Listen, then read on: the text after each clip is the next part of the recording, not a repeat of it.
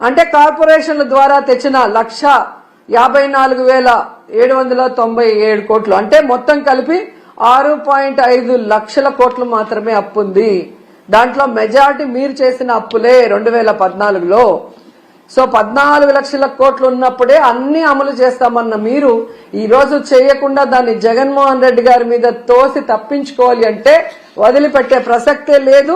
And ఈ రోజు మీకు హెచ్చరిస్తున్నాం, పిల్లల జీవితాలతో చెలగాట మాడే విధంగా కనుక మీరు ఇలాగే ముందుకు వెళ్లి ఫీజు రియంబర్స్మెంట్ బకాయిలు గాని విద్యా దీవెన వసతి దీవెన బకాయిలు చెల్లించకపోతే మీకు డెడ్ లైన్ 5వ తేదీ ఫిబ్రవరి 5వ తేదీ లోపల చెల్లించకపోతే వైఎస్ఆర్ కాంగ్రెస్ పార్టీ నాయకులు కార్యకర్తలు విద్యార్థుల తల్లిదండ్రులతో ఫీజు పోరు చేసి మీ మెడలు వంచి పిల్లలకి అండగా నిలబడతామని కూడా ఈ సందర్భంగా తెలియజేసుకుంటున్నాం.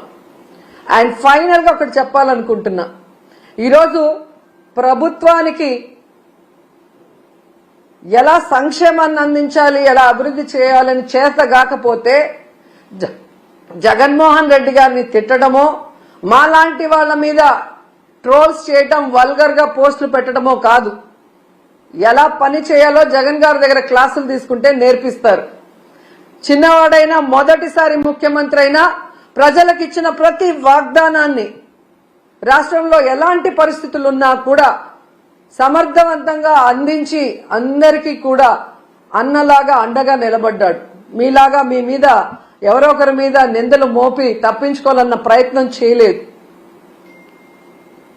పవన్ కళ్యాణ్ గారు మీకే చెప్తున్నాను, ఆడవాళ్ళ మీద ట్రోల్స్ చేస్తే ఒప్పుకోనన్నారు. మరి ఆడవాళ్ళు అంటే ఓన్లీ తెలుగుదేశం జనసేనలో ఉన్న ఆడవాళ్ళు మాత్రమేనా? మీ ప్రభుత్వం చేసే తప్పుల్ని నిలదీస్తామన్నా మీరు నిలదీయకపోతే ఈ రాష్ట్రంలో బాధ్యత కలిగిన అపోజిషన్ లీడర్స్ గా మేము నిలదీస్తున్నాం. మీరు చెప్పిన హామీలు నెరవేర్చకపోతే వాటిని నిలదీస్తున్నాం. మీరు చేసే అరాచక పాలనను ఎండగడుతున్నాం. కానీ దానికి సమాధానం చెప్పకుండా ఈ విధంగా ట్రోల్స్, వల్గర్ గా మీమ్స్, వల్గర్ గా వీడియోస్ చేస్తుంటే వాళ్ళ మీద ఎటువంటి యాక్షన్ తీసుకోరా?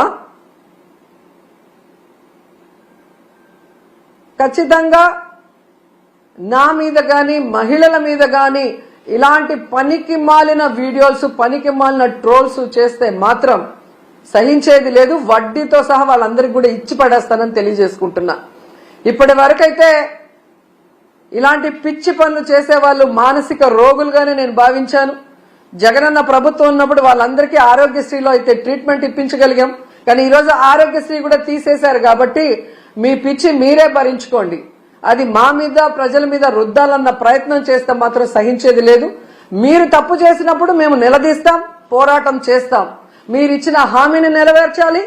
మీరు అధికారంలో ఉన్నారు కాబట్టి చేయాల్సిన అభివృద్ధి చెయ్యాలి. అంతేగాని బెదిరిస్తే, కేసులు పెడితే, ట్రోల్ చేస్తే